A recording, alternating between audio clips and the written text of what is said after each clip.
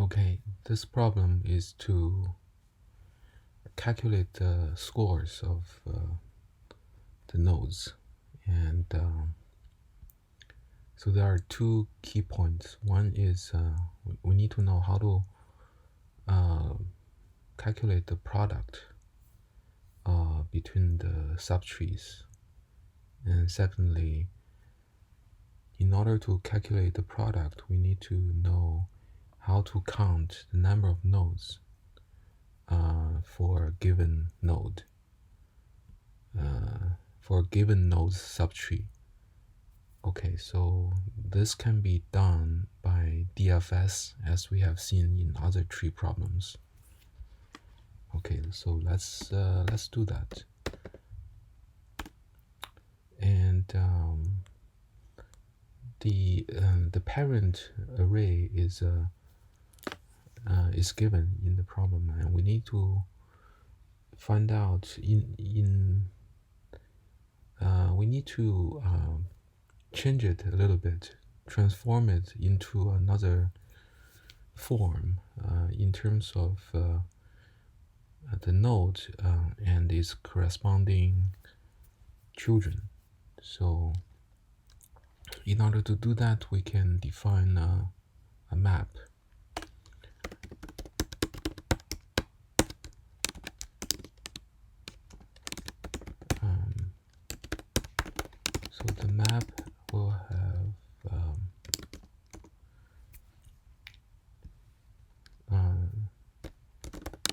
So the map will have a node as the key and its children as the values.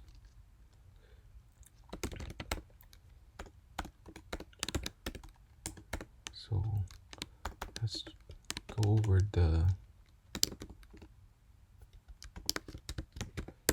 the parents.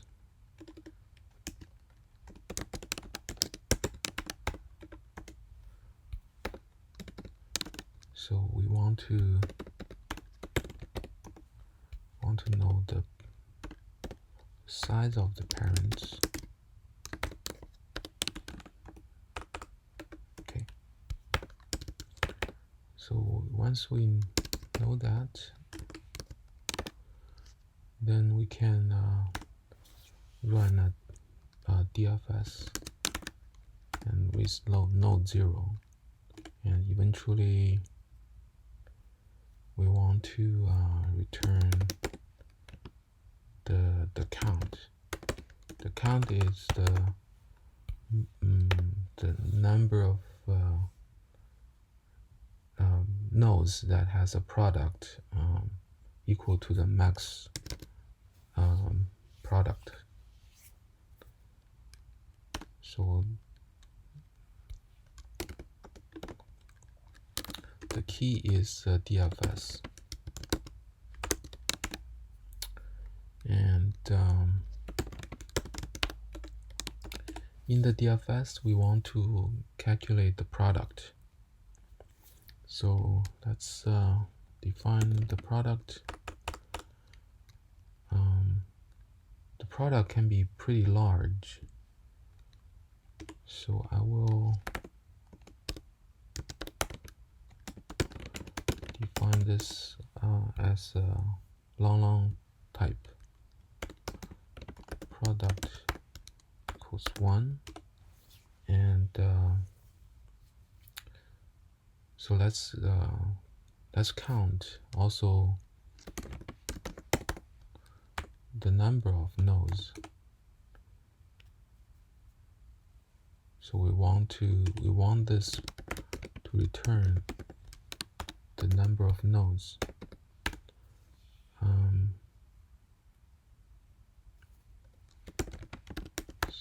So left is equal to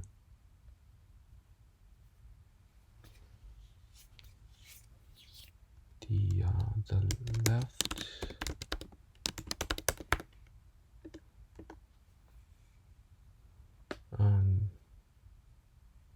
it's left, right? This is typically how we write it, but in this problem we need to go through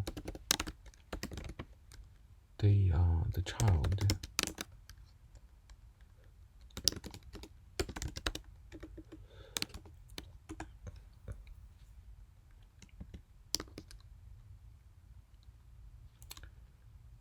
So here we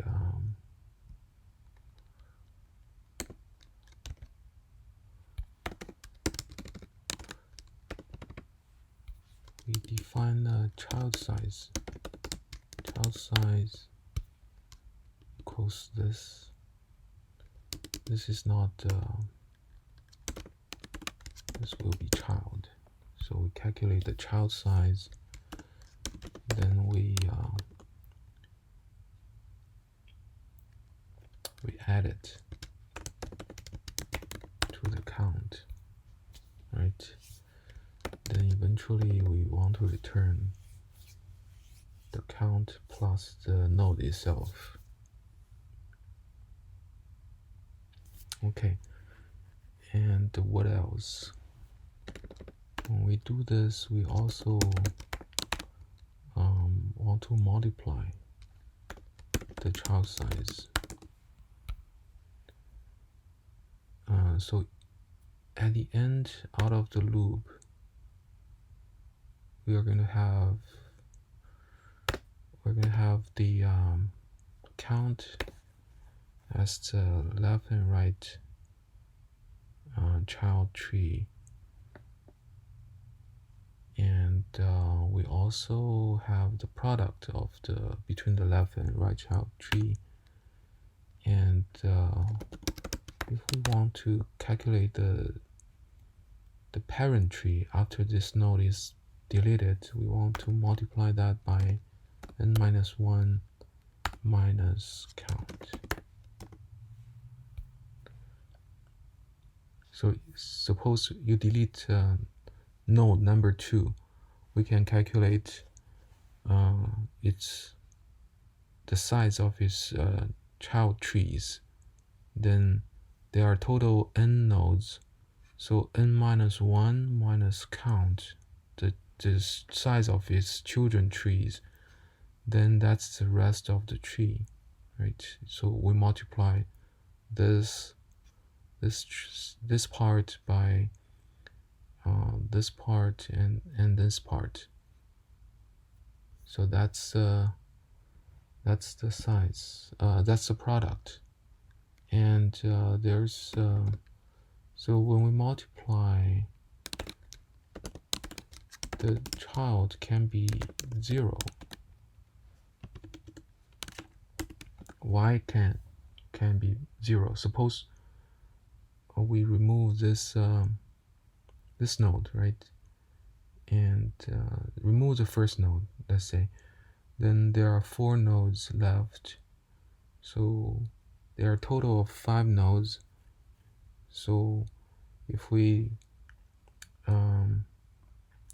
subtract the 4 nodes from 5 and subtract another 1, then all we have left is 0. So that 0 is not going to be multiplied with the product.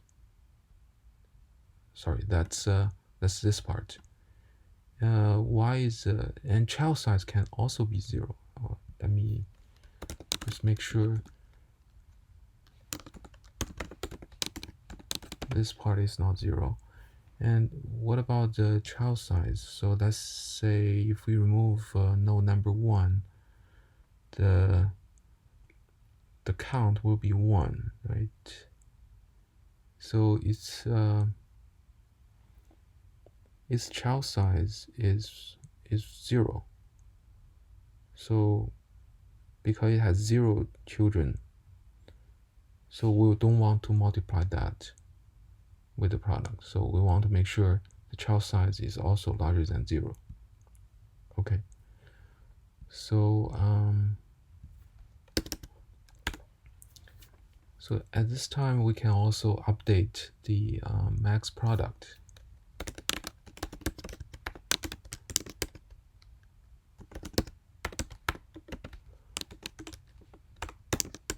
Max product equals product, and also max count equals equals 1. If these two are equal,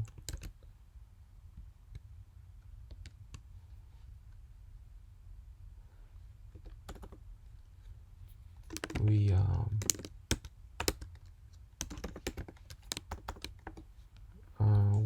add 1 to the max count, and this we can define it.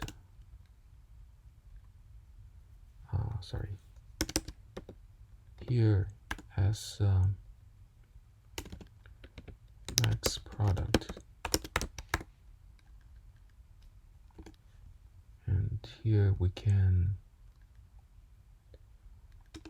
let it max product equals 1, and max count equals 0, and same thing here, we can define the max count. Okay, and we want to return the max count.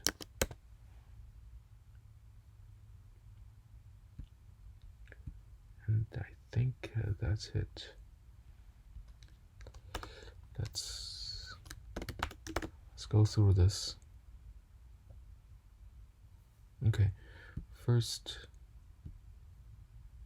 we get the parent size, we get the number n, there are n nodes.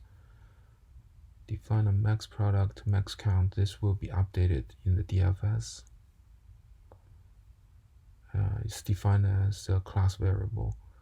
Then for the nodes, we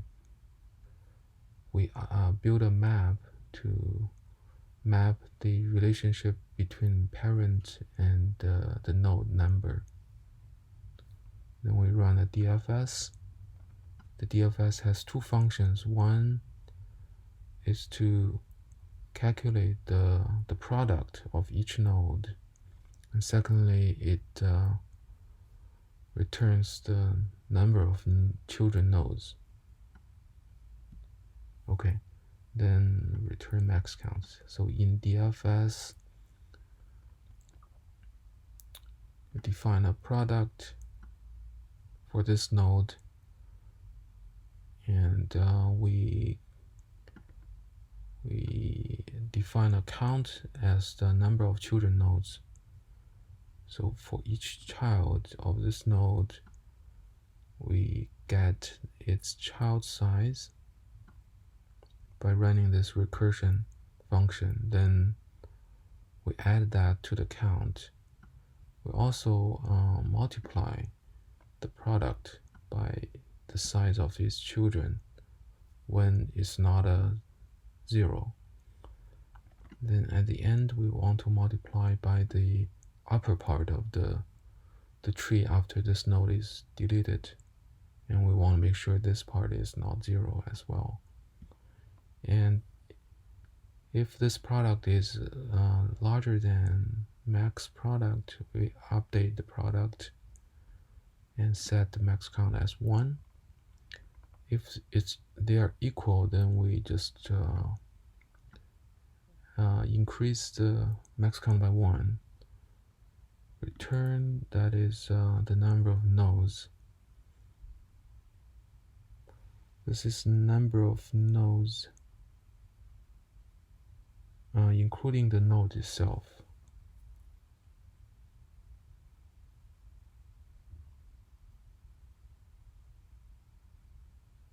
I think this should not have 1 actually.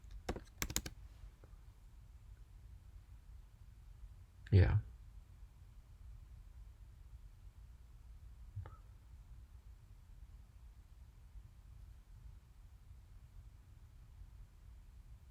Oh, it should have 1 because it does need to have 1. Okay, let's run it. That's correct. Let's run one more case. That's right. And submit. That's right.